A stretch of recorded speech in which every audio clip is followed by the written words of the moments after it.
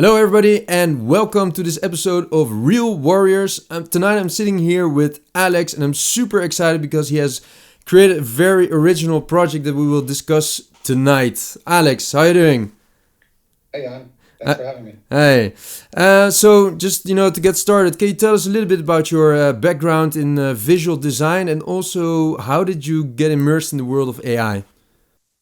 Sure. So I started my career over 2 decades ago with in the infancy of the internet. I'm self-taught. I actually my history goes back further to the Commodore 64 for anybody who's old enough to remember that. I was programming. I was writing simple programs at age 9, and that really inspired me to want to pursue a career in development. So when the internet first started, I learned HTML, HTML 1.0, and then just kind of learned every job I got, I would learn more and more. Um, I did have a brief role at a company that hired me to do web development, but they were also specializing in video production. So I had the opportunity of learning more about graphic design and video editing. And ever since then, I've injected a lot of that learning, a lot of those learnings into my own career, but also my passion projects. That's right. And you said, if you think about that time, like you said you were into like the HTML 1.0, how much does this time where we are right now, does this like feel the same? Yeah, with AI, it definitely does. It Yeah. feels like it's like the wild west of AI right now. Everything is, there's so much controversy and so many different tools, and which ones will survive, which ones Yeah. won't. We'll see. But it's a great time to immerse yourself and learn because it's only the beginning, and people who are into it now will only get better and be able to do amazing things. Yeah, I think so too. And it was funny because I talked to a friend of mine this week, and she said that she also made the comparison about like the .com era. But she said, in the .com era, everybody thought this will pass. This is nothing. Nobody will be glued to a computer. And that was the same. I think there was this video about the mobile phones that also got up and you see like all these kids being asked like 15 years olds like do you want a mobile phone? It's like, no, why the hell do I want a mobile phone? So what do you think about that? How is this different, or is it the same? Yeah, what do you think? We're in a transition now. It's not just AI though. It's also the spatial computing era where people are starting to look at things like the Apple Vision Pro. And while that's still bulky and kind of has you stationary somewhere, eventually this will transform into glasses or even contact lenses, which are already in development. Yeah. So that will actually unglue us from the screens and Yeah. allow us to be in the real world. Yeah. Yeah, so I definitely think that it's an interesting time. Um, I look forward to a point where we can be active, but at the same time working on projects and being outside, and not necessarily sitting at a desk, but still Yeah. being creative. Yeah, indeed. Well, because there's indeed, you're right. There's so many different things that it touches upon. It's creation, it's content creation, it's visual design. That era. It's also administrative tasks that being automated, replaced. There's a political point. There's a political side. There's a commercial side, and I think that's why people tend to be overwhelmed because they don't know where to start. And well, you probably know this website. There's an AI for that.com. It's like the starting page where they list like every app that comes out every different week. It's actually the only point of like I say like a point of reference that is out there right now for people that are really new to AI to start. But yeah, let's dive a little bit deeper in the content creation and visual design part because I understand that you've just like you said, you've been designing actually and have been into that art direction for a long time already. So as an expert, as a pro, how does this feel? Because that's indeed some of the controversies that we saw. Mm. How do you feel about that? Well, I mean, I grew up illustrating by hand. I can't say I'm the best out there, and I didn't pursue that as a career. But I still appreciate hand work. Yeah. People who are doing art, creating art from their hands. I think that this will actually increase the value of true artistry, where people can make things from their own hands and not necessarily using a computer. Just like we still prize many of the priceless paintings hanging in museums, True. or sculptures or carvings. Those are areas I would even love to get into if I had the time, sculpting, carving, all the traditional types of arts. So I don't think that's going to go away. I think the difference is doing it for commercial reasons or doing it for a passion. People who do it for a passion, those and are good at it, those will always be prized. But what we are looking at is automation of doing it for commercial purposes. So getting things out there at smaller budgets, with less time, with less obstacles. And that's really what makes it exciting for creators, for people who have a great imagination, for marketing, for the film industry. We'll be able to, it's the democratization, I would say, of Yeah. creative space. Yeah, I totally feel the same, and I think that's super interesting because I think in a way everybody is creative, even if you work with Excel. You have like a lot of numbers, but you're able to present to a group of investors, for instance, a story out of that. You're creative because you're making a connection, and with this unlimited power that we have now been given with AI, everybody is a conduit, it allows just everybody from young to old, talented people, not so talented people. People that have the money to buy the tools, people do not have the money to buy the tools just to get their vision out. So I think indeed that's super interesting. Even if it's possible, do you think that will there be a rise in creators? Because now we are just philosophically talking about the possibility that people have. Mm-hmm. But do you think that people will actually say, hey, yes, I can now create a movie, so I'll do it, or not? Yeah, I mean, I think it'll go in both directions.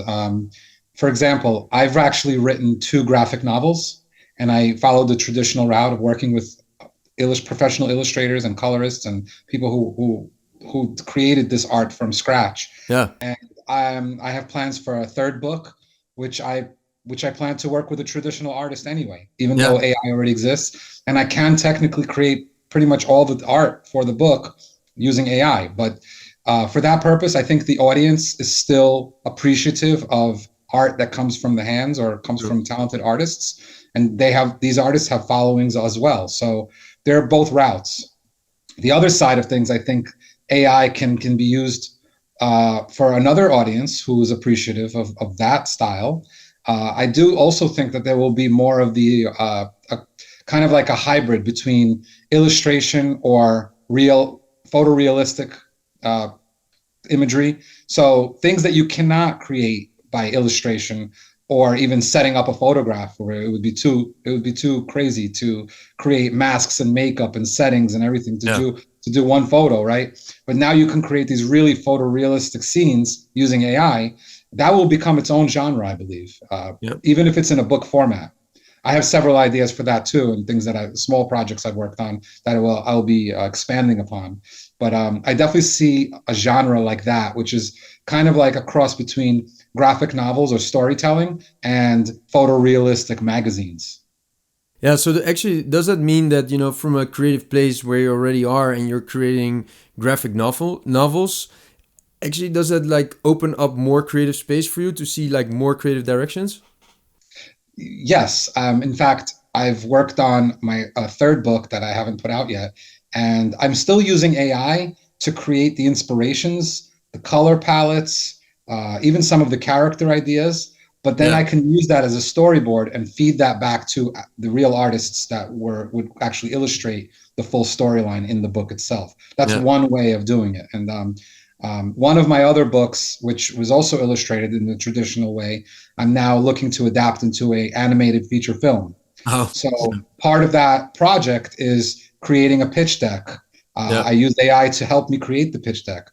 I've used AI to create some of the visuals that I would like to include in my pitch deck for the inspiration for the eventual animation team to work on. Yeah. Well, that's great, and actually, that is also indeed like an interpretation of this AI power. That you're actually augmenting the work that you're, seeing new ways of distribution, that you actually see, like, I have this graphic novel and I can now create a feature film out of it. And it was probably also possible without AI, but now the ways are probably shorter. There's it's easier to do. So that is super interesting.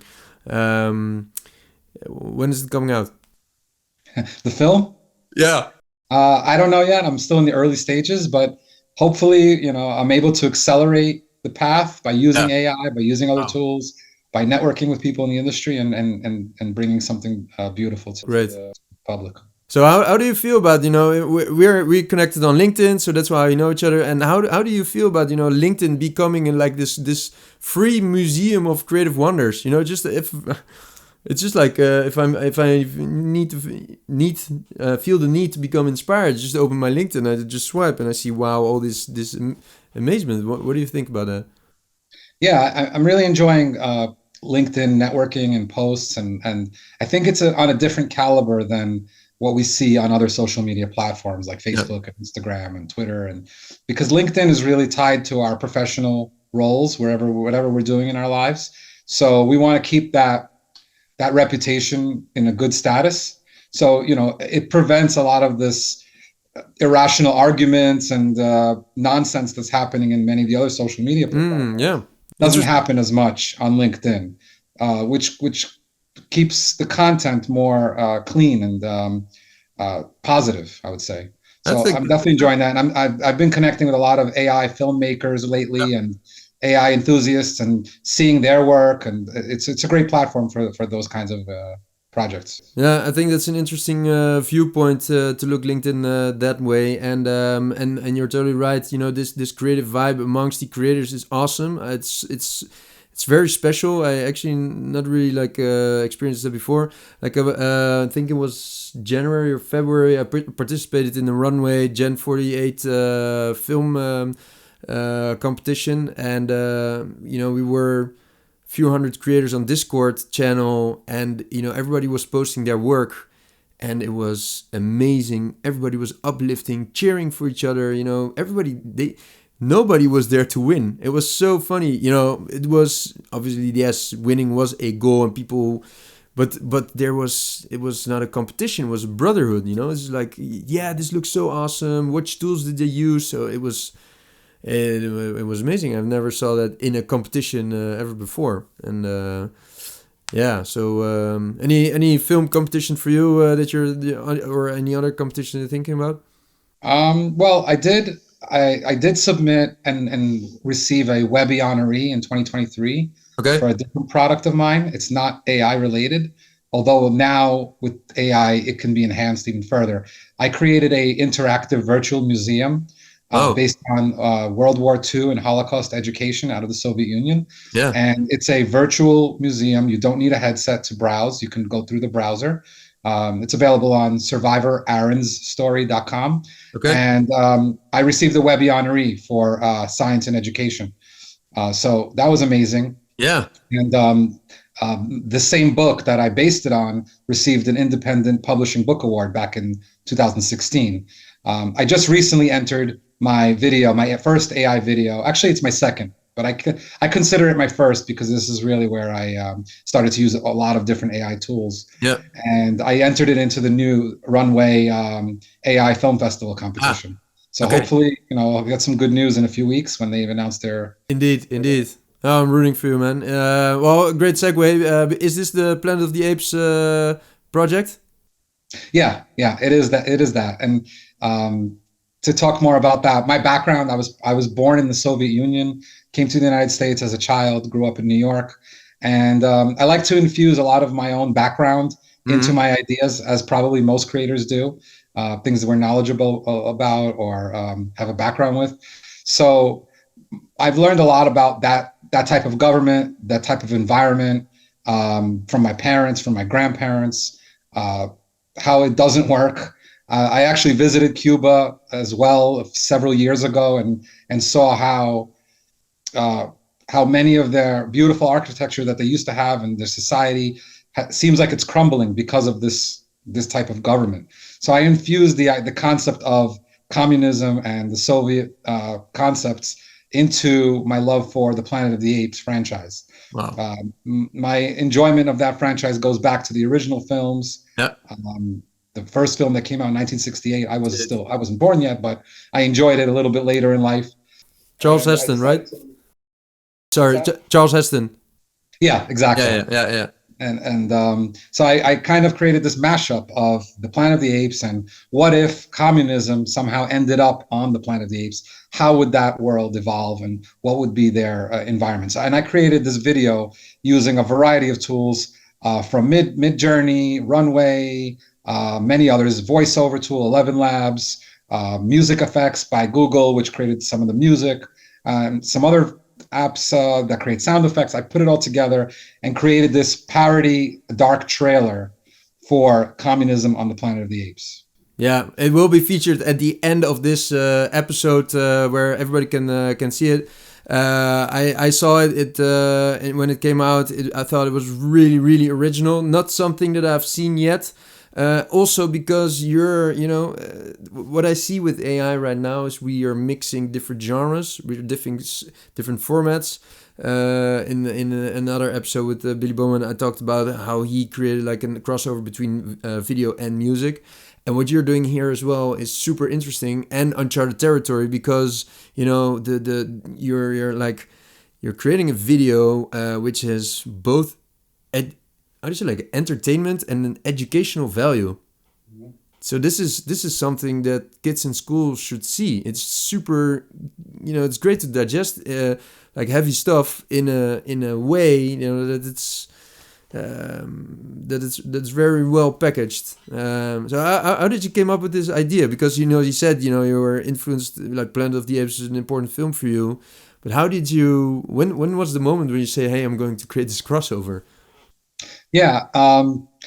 So what you were saying, the education and entertainment, there's a term coined by, I believe, by Walt Disney, even going back. It's called edutainment. Mm. And I've always that's really where my passion centers, is really combining entertainment, but always infusing it with educational different topics and values, right? So we want to learn from everything we create. We don't want to create stuff just to create it. And there's a lot of garbage out there.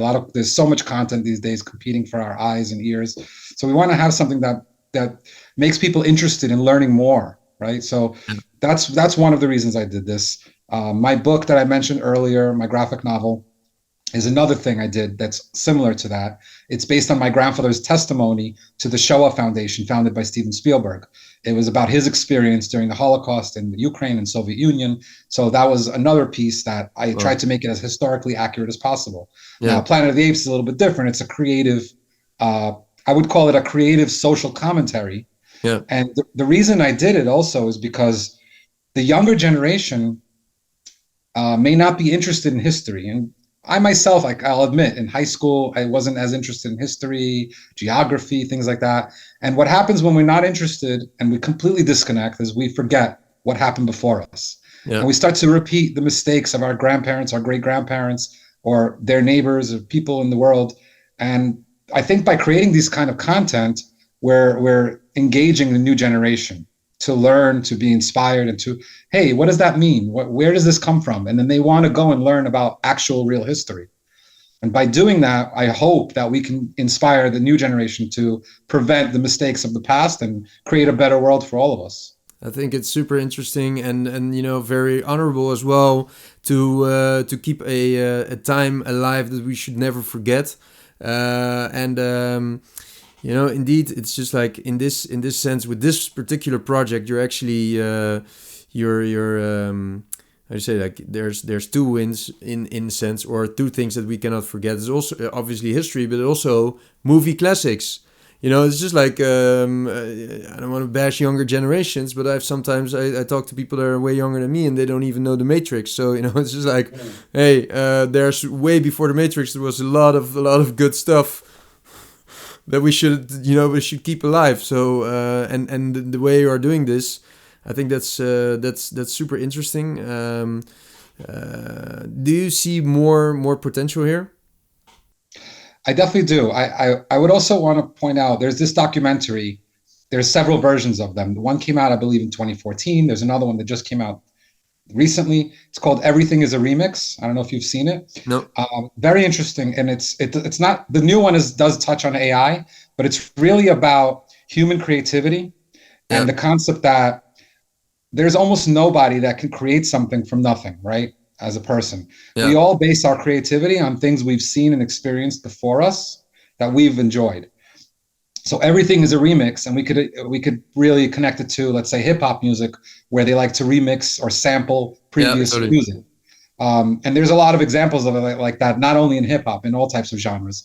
Then there's the Star Wars, a classic sci-fi movie, where they took elements from samurai films, Yeah. Another one. injected them into Star Wars. So you're always going to find something very similar to a previously created piece in new creative work.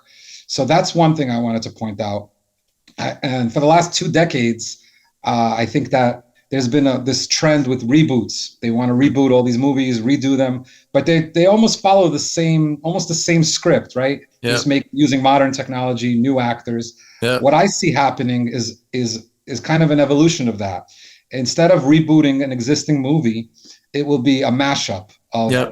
existing franchises with brand new ideas, and that's what I talk about, where it's transformative, where the Planet of the Apes now has a whole new spin on it with my concept. Um, I would love I think Disney owns the property now. If they came to me and said, let's do a full film or even a series, that would be amazing. But in general, I think that the AI technology is going to empower the public to come up with their own mashups, not necessarily reboots. So we're not copying an existing character or movie. We're putting our own spin onto it. And the best of the best will make it to the top, and we'll start to see these mashups becoming actual production content for Yeah. people to view. Yeah, I think that's super interesting because it's striking too. I think last week the remake of The Crow was announced, and the trailer came out. Bill Skarsgård, and it's the original is so strong, and it should never have been touched. Just keep the legacy like it is. But even if you say, hey, it's going to be a reimagination of the comic book from Alex Barr, which was originally obviously a comic book, or James Barr, I should say. Then still, it was tried. They tried to keep so close to that version with Brandon Lee. So I do not understand that. Also, there's unlimited examples where indeed you see, hey, let's try to remake or reboot existing movies without doing anything new to it. While there's so many stories and things to discover. So what you're saying now is creating actually like this transformative storytelling where you're seeing like these points where these stories actually reinforce each other. They come together. I think that is something that blows my mind. One of the early AI movies that I did was a crossover between Harry Potter and Lord of the Rings, because there were a lot of similarities actually between the two. It's also because, and this contributes to the point what you just said, is that J.K. Rowling was inspired by Tolkien. Tolkien was inspired by C.S. Lewis. So it all goes on and on and on. Stephen King by what's his name again? From the Cthulhu. H.P. Lovecraft. So everybody is inspired by somebody, and that's great, to build upon. But when that comes together, Rambo and Terminator in one movie, I take my money. It's just yeah. I definitely think that will be in our immediate future, these mashups. And I've seen it outside of AI too. I've seen it at like Comic Cons, where people create mashup cosplay costumes. Oh yeah. Where they'll mix two genres into one and create a unique costume out of it. That's another form of mashup, right? I also see this evolving to a point of monetization, where there's a whole talk about intellectual property, and who owns what, and how are things being used. And if someone creates, let's say, a new Spider-Man comic or something using AI, do they have the rights to it? Does the original have the rights? I think this will eventually transform into a a new internet, a new platform based on blockchain or some derivative of blockchain, Yep. where any new content, and that includes journalism, right? If you have, this will also prevent fake news. Journalists will register their original photograph, or artists will register their original characters into this blockchain intellectual property database, where it's now that the original owner of that content will always be linked to that content. But if someone wants to reuse it or create something new on top of it, they will also become they will also have some level of monetization as Yeah. long as it's transformative enough. And now it will prevent the stealing of content. It will also prevent fake news and fake content, because you'll have to have an original source. And the blockchain is the perfect technology that could be underlying, that will be able to track all of this kind of information. That's super interesting, because you're talking actually about a decentralized version of the internet, where it's no longer like the distribution platforms like YouTube or Facebook, whatever. They, it's really like the creators that make more money. So that's interesting. What do you think? If for instance, I don't know, I go to James Cameron and I say I want to make a reimagination of The Abyss and Terminator. Then it is possible that there's a creative no. Mm. So I think that the original owners of all of these intellectual property sources will have the control, right? By yeah, using this kind of new registration system. So if they want to have control, they can say no and register it that way. If they want to make it so that it's not as accessible to everyone, they don't want their property to be oversaturated, they can make it more expensive, so yeah, that people who do want to create a mashup will have to spend more money. So it will be yeah, maybe more organizations. And then people who don't mind their property being reused and mashed up they'll make it cheaper, and they'll make it more democratized, so that anybody can come up with ideas. Doesn't mean yeah. that everybody's idea is great, but at least they'll have the opportunity to do that. I think that's super interesting. Also, before the original artist, because it's their work is being respected, carried on, and people that would see a mashup that interests them, they would always be interested in the source material. So actually, you're making your work immortal in some kind of sense. So I think that is indeed interesting. Okay, Alex, you just mentioned the blockchain as a possible solution to the copyright infringement that is happening right now with AI. Can you tell a little bit more about how you think about that? Yeah, so I mean, I could speak about in the United States, for example, when people create new intellectual property, they have to submit it to the Library of Congress or some other an attorney to register it as their copyright or a trademark. I see all of that evolving into an online version of such a system, where it could be unified using blockchain or some derivative or some future evolved version of blockchain as the back end, which becomes there's less of an ability, or almost no ability, to hack it to that extreme. So the original owner of an intellectual property, whether it's music, film, a character, whatever it is, they will be registered forever as the owner of that, or the creator of that property. Um, People will then be able to search through vast libraries of content and see what kind of rights they can gain to that property, and to reuse it, to mash it up, to reference it, whether it's journalism or creative comic book characters.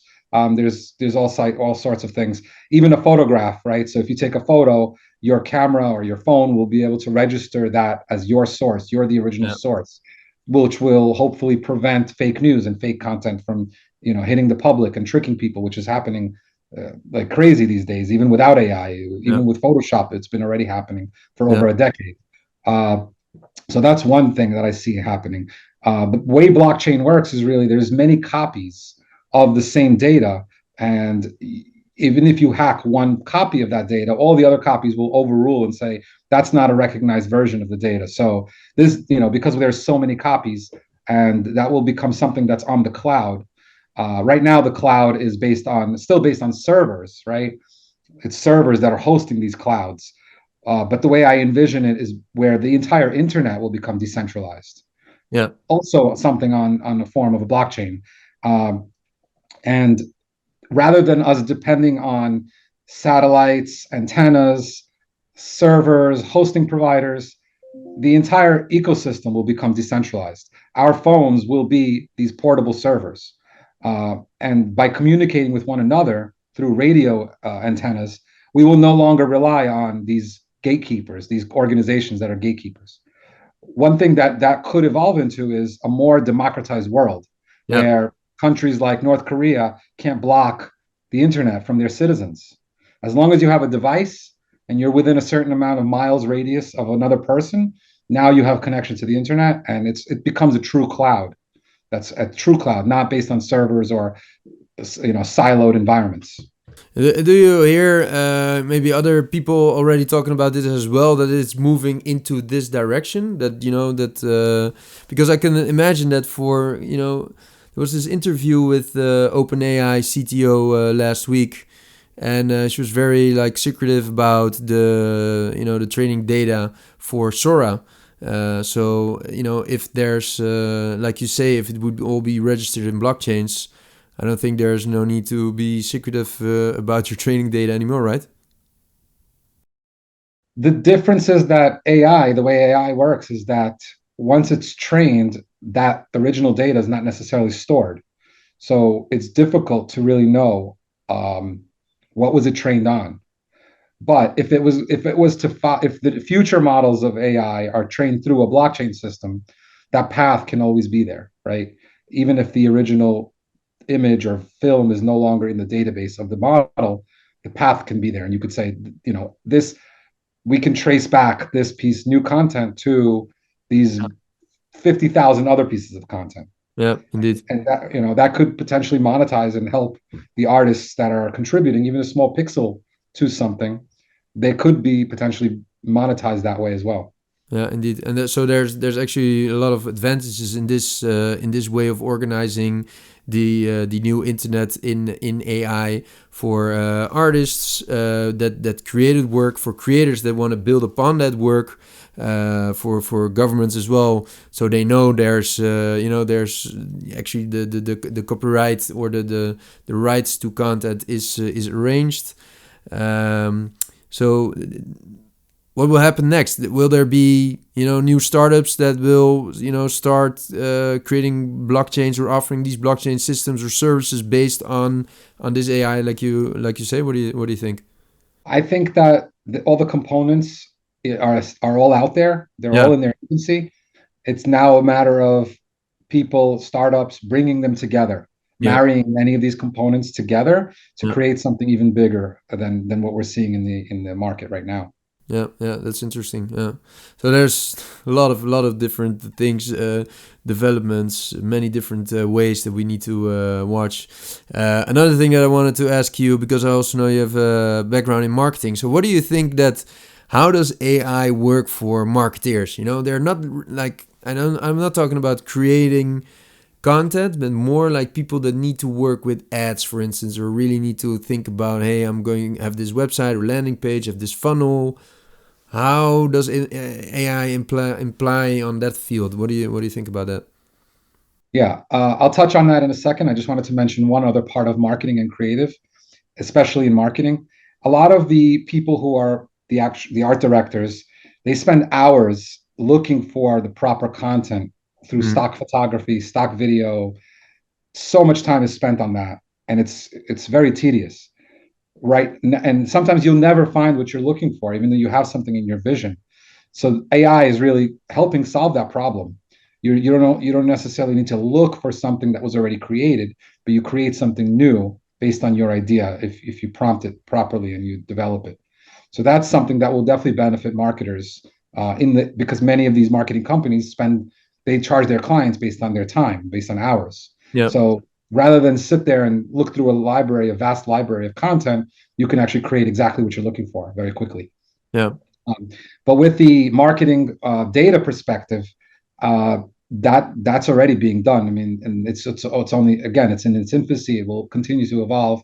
The data of how consumers uh, participate in the marketing and engage in marketing, that will turn into its own language model, large language model that we can then analyze and ask for advice and basically simulate populations and demographics and say what are people in this area or of this age range or all the different demographics, what are they interested in, what are they engaged in, what will engage them more, and create content that people will truly enjoy.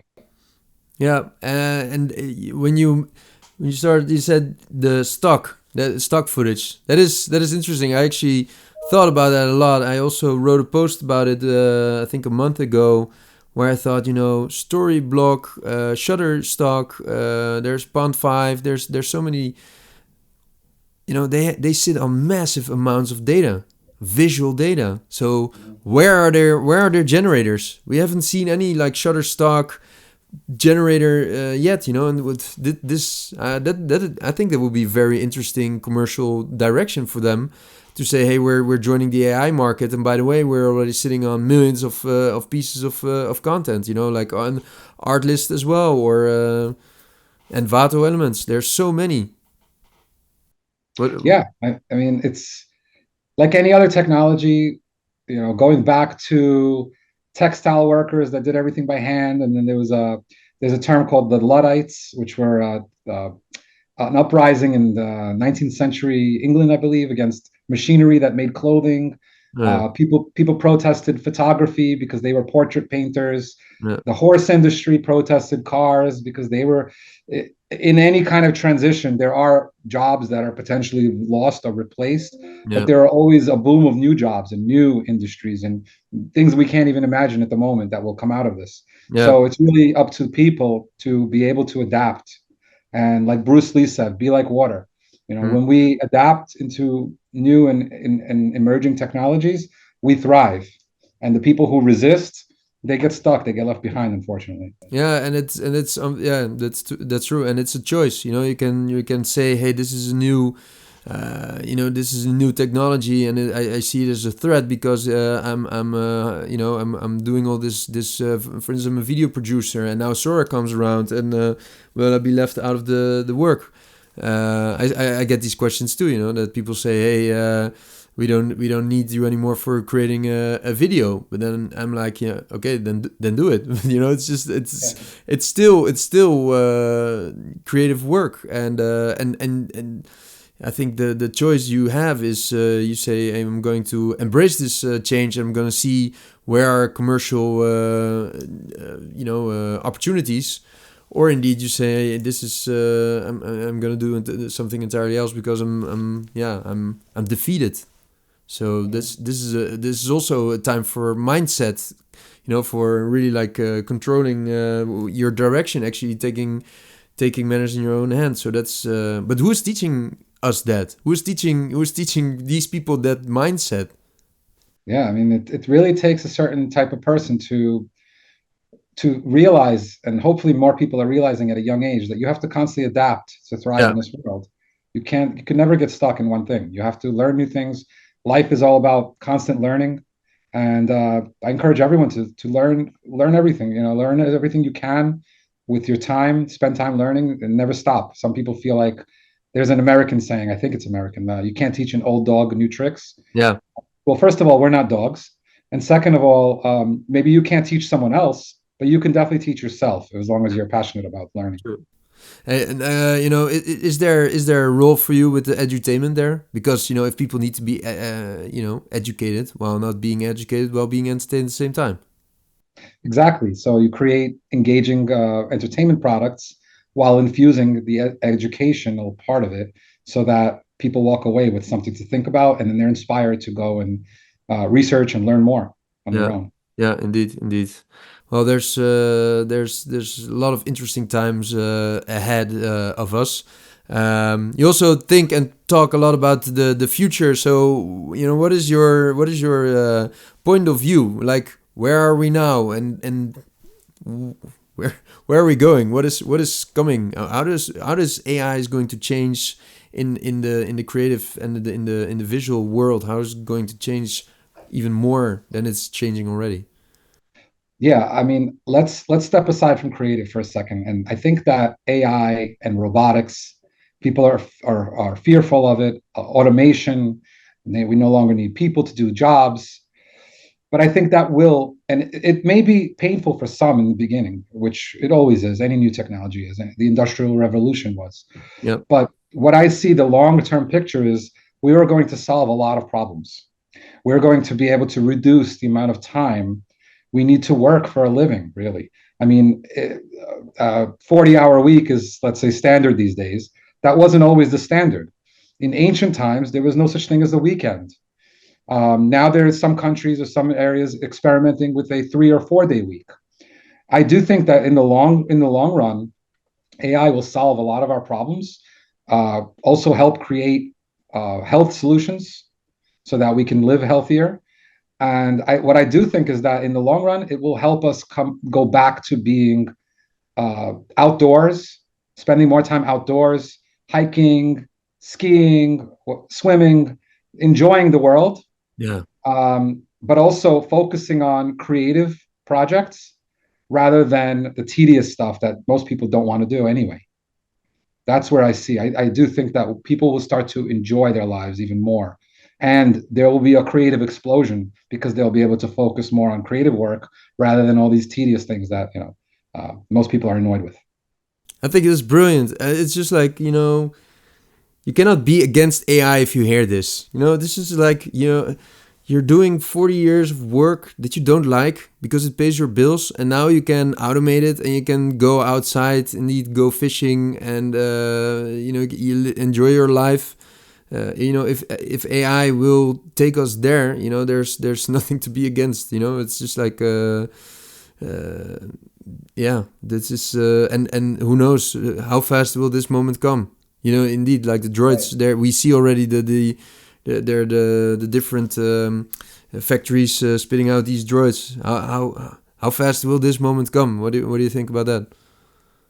I mean, I do see an acceleration of technology in the last few decades, or even 100 years. If you think about how people lived for thousands of years before, it was very similar. It was very slow paced, the acceleration, but it's getting faster and faster, the development. So they call it the singularity, when we reach this point where we can no longer recognize our own society. Yeah.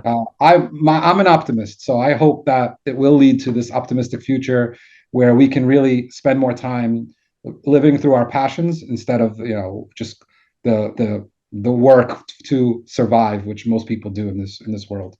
Indeed, and then we have time to create. It gives room to create and create original masterpiece of work, like you did with the Planet of the Apes, Communism on the Planet of the Apes, which I really blew my mind. And I hope that there will be more edutainment projects coming from you. I'm also really excited to see the direction the graphic novel will take. Alex, I want to thank you very much for hanging out with me here tonight and having this talk about AI. I thought it was very, very inspiring. For everybody that has been watching, please check out Alex's video after the credits, and I'll see you on the next time. And Alex will be in touch on LinkedIn. See you soon. Thank you, Jan.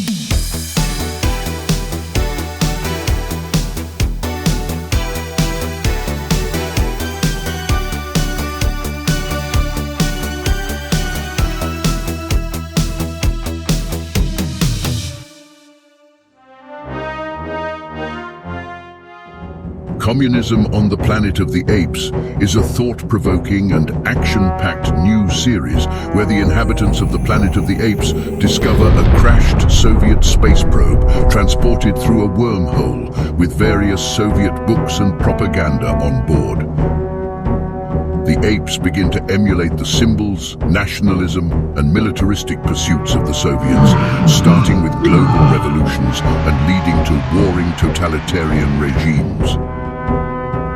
On a planet entirely engulfed by late-stage communism and divided into extreme factions, each ruled by a tyrannical dictator, the people are oppressed and simultaneously encouraged to fight for global domination. Ape children are raised in a militant culture of fascist tendencies and brutality, with a focus on military might and warfare. While the rulers and military elite live lavishly, the majority of the population is left impoverished and struggling to survive. Those who dare speak out against their regimes are thrown into ape gulags and forced into hard labor. Just when all hope seems lost, another artifact is discovered that shows even an underdog can rise up and become victorious.